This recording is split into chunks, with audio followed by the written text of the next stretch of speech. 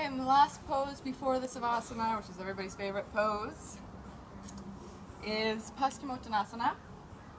And so here are a couple of things to keep in mind. Tight hamstrings are going to make your pelvis want to tilt backwards and your knees come up as you try and reach forward. It kind of defeats the purpose, so it's better if you sit up on some props, blankets, a couple of blocks. If you have super tight hamstrings and possibly tight calves as well and it's coming behind your knees, put a roll up. Also, if you have hyperextendable knees like mine, you can lift your heels off the ground. So, there should be a slight, very natural bend in the knee. Pull the toes back. Press down, especially through the inner thighs. And your buttocks want to move backwards so you can really root the sit bones down towards the floor. Now, if you can't touch your toes and you're nowhere close to it, you can grab a belt and loop it around here. And until we touch the bottom of our ribs to the tops of our thighs, you want to keep good upper body posture. So in other words, you're going to use the strength of your back to combat the tightness of your hamstrings. So I'm going to go into it, and you're going to use your breath on each inhalation, focus on your posture, activate, inhale, lift that chest, pull those arms back into their sockets. With each exhalation, I'm going to try and take over any space I can create. So.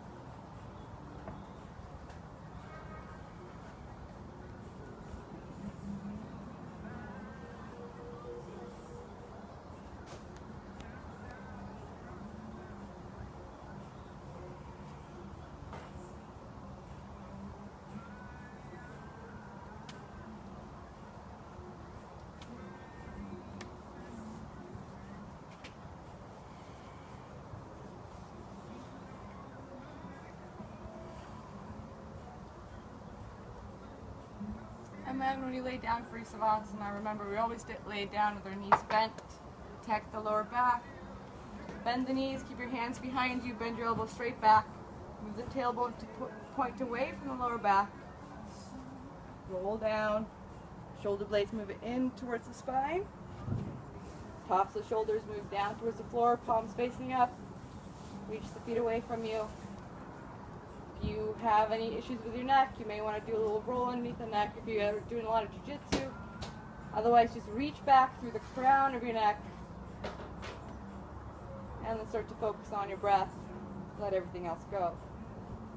As you breathe into the back and sides of the ribs. Exhale down from the top of the lungs down. The goal here is we're just going to try to keep the belly still and move more of the movement of the air coming into the lungs into the rib cage, creating more space around the lungs and not messing with our organs as much.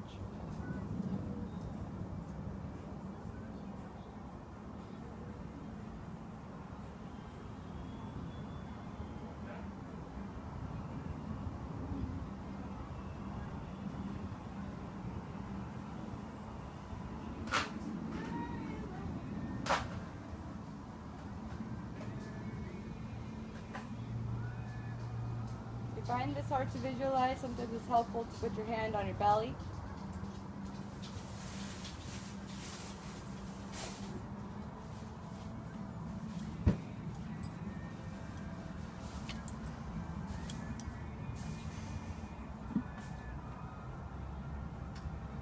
Do a few of these rounds, like for maybe a minute or two.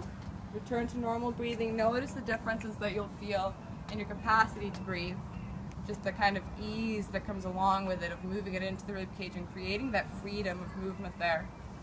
And so you can have more stability and support around the core, around the organs to support that part of your spine that only really is held up by this one column of bones. And the rest is muscle. It needs to be strong. Anyway, I hope you have a good practice. Prefer to light on yoga. Play with it. Try it Iyengar style, just focusing on one pose individually, focusing on variations, different aspects, engaging, see what works for your body.